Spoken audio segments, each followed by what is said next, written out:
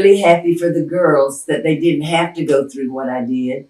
And I'm happy to know that I was one of them that helped pave the road for the girls today. That's right. And it would make me happier if they done more wrestling and less sex, you know. Yeah. But that's what the people like today, I guess. But like the girl Trish that was with WWE, and she had it all. She was a great little wrestler, and she was a beautiful girl, and she done what she had to do. Now she's retired. You liked her?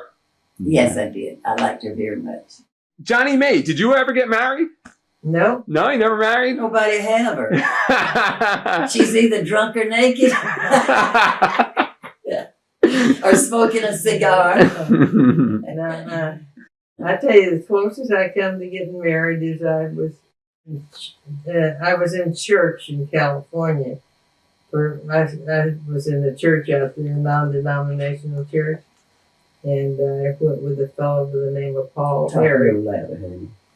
Paul Eric, and that was the closest I ever become getting married. But my my mother and father never had a good experience, and I think that had a lot to do with why I've never been real happy about getting married, you know? Yeah. Because I've seen too much, and it's cut me down on wanting to get married. Moolah, Penny Banner, in different interviews, she, for some reason, she doesn't seem to like you. She says, well, Moolah never won the title. She just gave herself the title, and promoters would book her out as champion. Ella Waldeck said that, didn't she? Penny Banner did in Lipstick and Dynamite. Ella Waldeck might have too, but Penny said it a lot. What's the beef with you and Penny? I have no idea. Yeah. When she was in North Carolina and she was trying to wrestle around there with for Jim Crockett. And that's when I had just started the girls. And Jim Crockett called me and asked me, would I come up to wrestle for him? I said, I'd be happy to, because Johnny had been wrestling there for years for him. So I went up and he had me booked against Penny. And she says, well, I don't see why I have to wrestle her. And I said, I didn't know people was choosing their partner, who they gonna wrestle around here, Mr. Crockett. And he said, I didn't either. He kind of got upset about it too. And I said, well, what's wrong with me? How come you don't want to wrestle me? Well, she said, I'm just not used to you. And I said, well, maybe it's time for you to get used to me.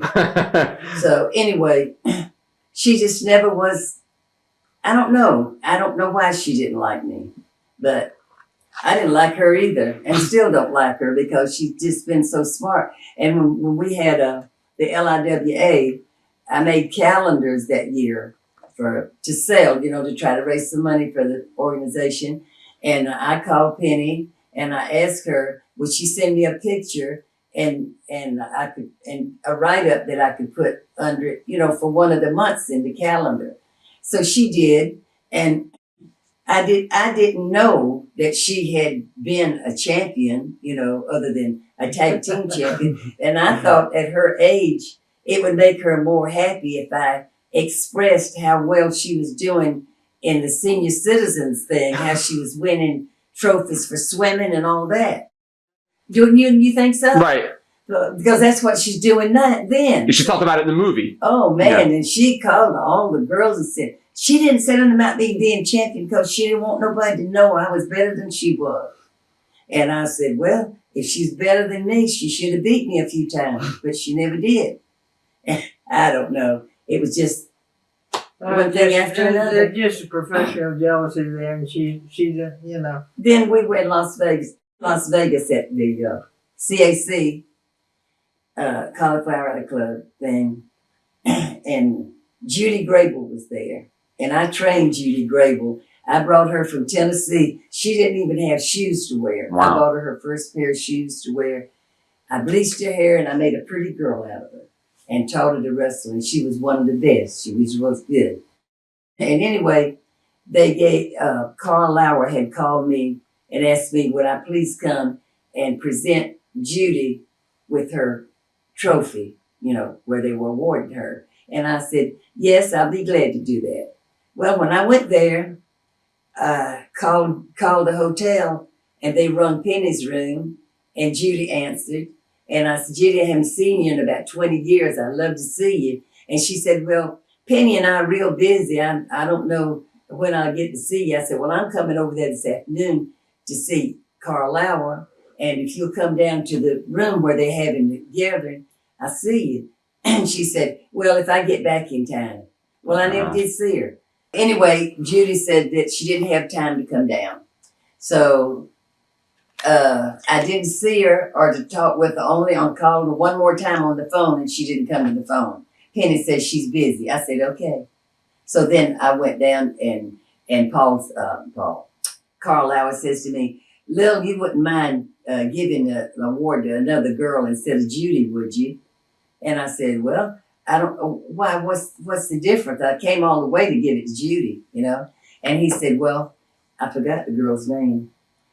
He said, nobody's here to give it to her. I appreciate it if you do it. I said, okay, it's all right with me. And still, I hadn't seen Judy. Well, when they announced Judy to come up on the stage, Penny went with her.